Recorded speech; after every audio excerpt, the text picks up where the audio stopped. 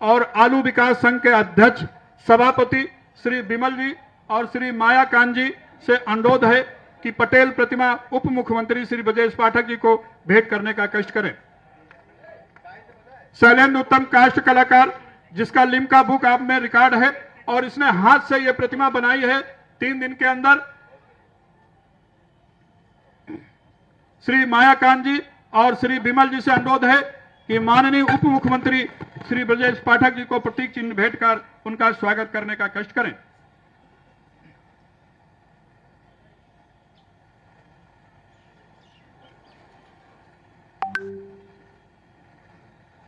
कृपया सामने से हट जाएं, थोड़ा सुरक्षाकर्मी थोड़ा मुझे देखने दें।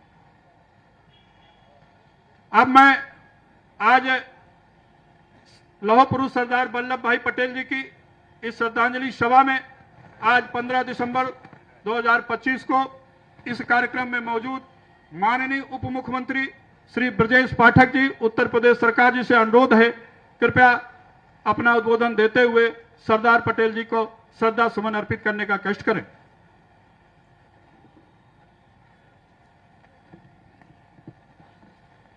सरदार वल्लभ भाई पटेल जी के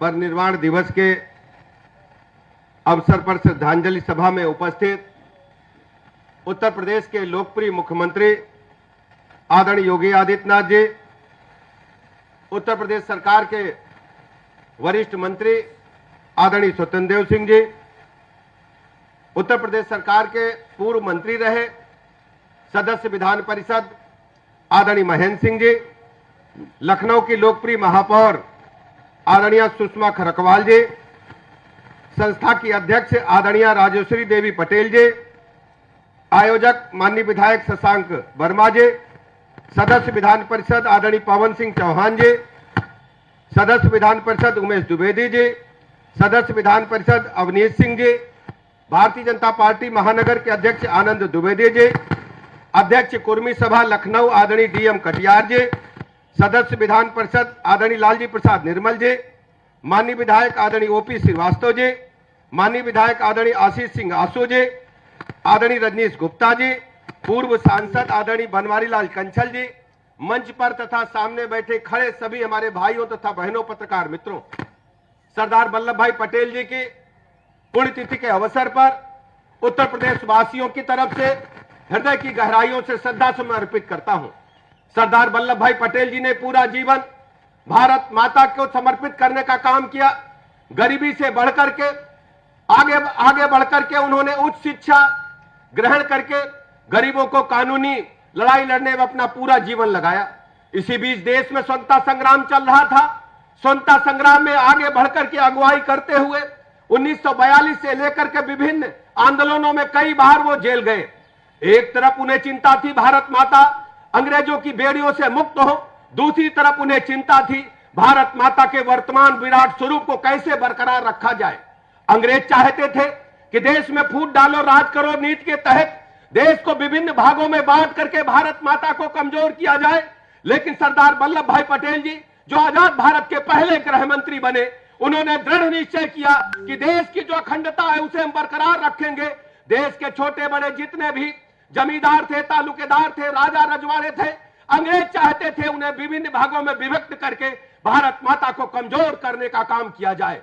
लेकिन मैं आज उत्तर प्रदेश सहित पूरे भारतवर्ष के लोगों की तरफ से आदरणीय सरदार वल्लभ भाई पटेल जी के चरणों में नमन करते हुए, उनके स्मृतियों को नमन करते हुए याद करना चाहता हूं। सरदार वल्लभ भाई पटेल जी ने गृह मंत्री के रूप में निर्णय लिया कि देश के जितने भी राजा रजवाड़े हैं सब लोगों को भारत माता के वर्तमान स्वरूप के साथ एकत्र होकर भारतवर्ष के गणराज्य में शामिल होकर के भारत माता के पताका को आकाश की बुलंदियों की ओर लहराने का काम करना चाहिए।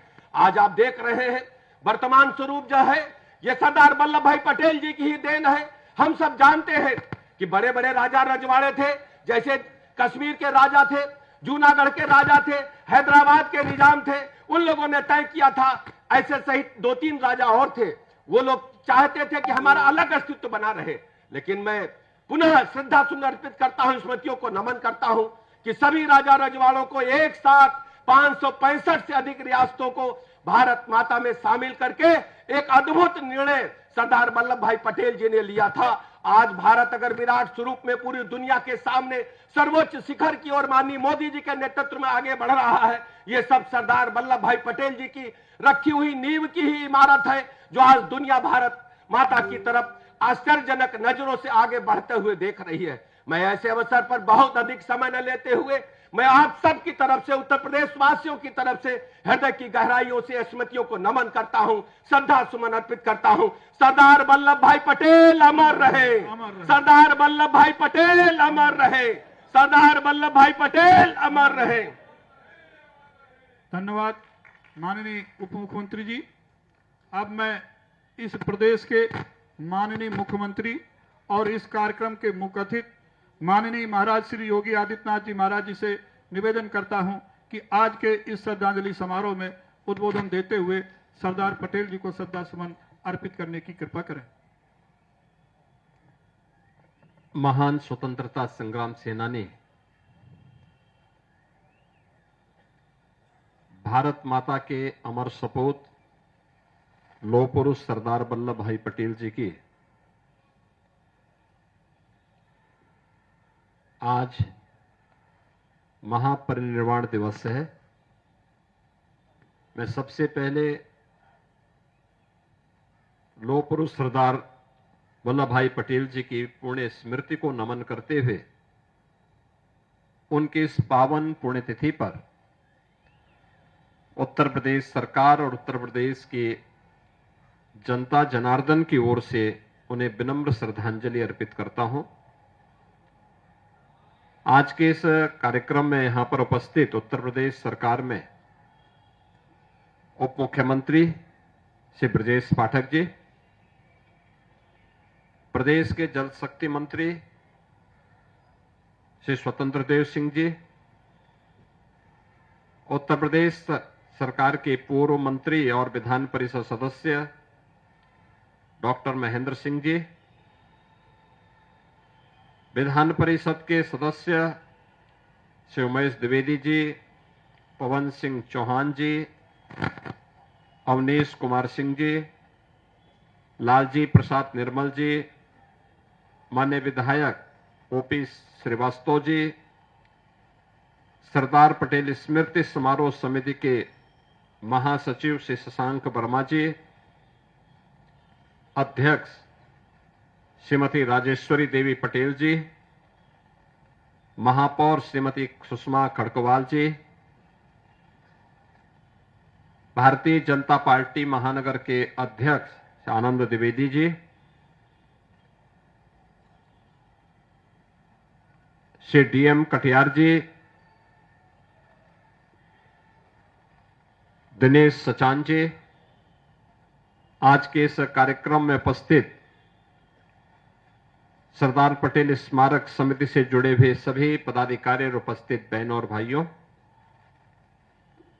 आज पूरा देश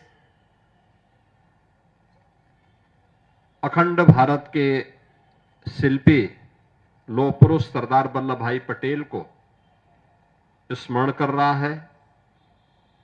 देश के प्रति उनकी सेवाओं के प्रति कृतज्ञता ज्ञापित कर रहा है। हर भारतवासी जानता है कि 31 अक्टूबर 1875 को गुजरात के करमसद में लौह पुरुष सरदार वल्लभ भाई पटेल जी का जन्म हुआ था। उन्होंने एक सामान्य किसान परिवार में जन्म लिया, लेकिन अपने परिश्रम से उच्च शिक्षा अर्जित की। लेकिन उच्च शिक्षा के अर्जन के पीछे का उद्देश्य आजीविका प्राप्त करने के लिए विदेशी हुकूमत की नौकरी करना नहीं, बल्कि उच्च शिक्षा के पीछे का हेतु देश और दुनिया को समझ करके अपनी प्रतिभा और अपनी ऊर्जा का लाभ भारत माता के चरणों में कैसे समर्पित किया जाए, इसके लिए किया था। आजादी के आंदोलन में कूदे, आंदोलन को नेतृत्व दिया, कई बार जेल की यातनाएं सही, लेकिन आजादी के उस आंदोलन से विचलित नहीं हुए। यह देश जब आजाद हो रहा था, उस समय पुरजोर तरीके से भारत के विभाजन का विरोध भी किया। स्वतंत्र भारत में भारत की व्यवस्था कैसे होनी चाहिए और कैसा भारत हमें चाहिए, भारत के अंदर की उन सभी रियासतों को जिनकी संख्या देश के अंदर उस समय 567 थी, इन 567 रियासतों को भारत गणराज्य का हिस्सा बना करके वर्तमान भारत का जो स्वरूप है, अगर सही मायने में कहें तो इस वर्तमान स्वरूप के शिल्पी के रूप में यह भारत सदैव लौह पुरुष सरदार वल्लभ भाई पटेल का स्मरण करेगा। इस स्वरूप उन्हीं की देन है। हर व्यक्ति जानता है, जूनागढ़ का नवाब, हैदराबाद का निजाम नहीं चाहते थे कि भारत गणराज्य में शामिल हो, क्योंकि जब ये देश आजाद हो रहा था, टू नेशन थ्योरी को अंग्रेजों ने जब देश के अंदर लागू किया, तो ब्रिटिश हुकूमत ने उस समय देशी रियासतों को इस बात की स्वतंत्रता दी कि वे भारत गणराज्य में शामिल होना चाहें या पाकिस्तान में या अपना स्वतंत्र अस्तित्व बनाए रखना चाहें, यह उनको स्वतंत्रता दी गई थी। भारत की सभी देशी रियासत भारत गणराज्य का हिस्सा बनने के लिए जितने भी हिंदू रियासतें थीं, उन्होंने भारत गणराज्य का हिस्सा बनने में सहमति व्यक्त की। जूनागढ़ का नवाब और हैदराबाद का निजाम मना कर दिया। जम्मू कश्मीर रियासत को कहां शामिल किया जाए, वह असमंजस की स्थिति में थे। तो पंडित जवाहरलाल नेहरू ने उसे अपने हाथों में लिया कि मैं इसके बारे में आगे पहल करूंगा। जूनागढ़ और हैदराबाद को भारत का हिस्सा बनाना है और एक रक्तहीन क्रांति के माध्यम से केवल सरदार साहब की सूझबूझ के परिणाम स्वरूप ये दोनों रियासतें भारत गणराज्य का हिस्सा बनी। जूनागढ़ के नवाब को और हैदराबाद के निजाम को देश छोड़ करके भागना पड़ा। जम्मू कश्मीर पंडित नेहरू के हाथों में था। उन्होंने जम्मू कश्मीर को इतना विवादित करने का काम किया कि वह भारत को लगातार आजादी के बाद डसता रहा। उग्रवाद, अलगाववाद, ये उसी कश्मीर से पंडित नेहरू के कारण देश को प्राप्त हुआ था। यह देश आभारी है प्रधानमंत्री मोदी जी का, जिन्होंने लौह पुरुष सरदार वल्लभ भाई पटेल और डॉक्टर श्यामा प्रसाद मुखर्जी के सपने को साकार करते हुए आज कश्मीर में धारा 370 समाप्त करके कश्मीर को भारत गणराज्य का अभिन्न हिस्सा बनाने के लिए एक देश में एक प्रधान, एक विधान और एक निशान के संकल्प को आगे बढ़ाया है।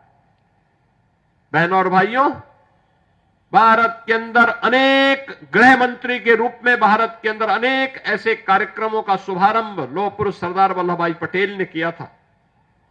चाहे वह सोमनाथ के मंदिर के पुनरुद्धार का कार्य हो,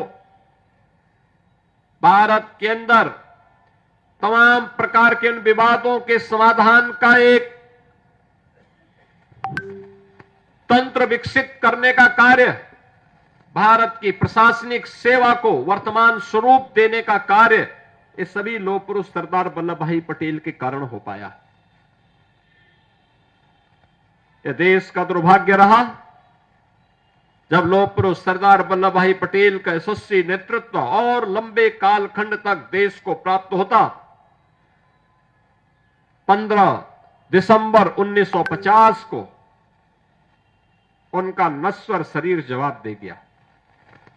उनकी भौतिक देह, उनका भौतिक नेतृत्व हमसे अलग हो गया, इस देश से अलग हो गया, लेकिन उनकी स्मृतियां, देश के प्रति उनकी सेवाएं, देश के प्रति उनका योगदान हम सब के लिए एक चिर स्मरणीय अध्याय बन गया, एक नई प्रेरणा बन गई। आज इसीलिए हर भारतवासी जब भी लौह पुरुष सरदार वल्लभ भाई पटेल का नाम आता है, बड़ी श्रद्धा के साथ, बड़े सम्मान के साथ भारत माता के इस महान सपूत के प्रति अपनी कृतज्ञता ज्ञापित करने के लिए सदैव तत्पर रहता है। आज उनका पावन पुण्यतिथि है। मैं इस अवसर पर उत्तर प्रदेश सरकार, उत्तर प्रदेश की जनता की ओर से लौह पुरुष सरदार वल्लभ भाई पटेल जी की स्मृतियों को नमन करते हुए विनम्र श्रद्धांजलि अर्पित करता हूं। धन्यवाद। जय हिंद। धन्यवाद माननीय मुख्यमंत्री जी। आज संस्था और ये समाज आपका आभारी है। आपने इस प्रातःकालीन सभा में लौह पुरुष को श्रद्धा सुमन अर्पित कर हम सभी को गौरवान्वित किया है।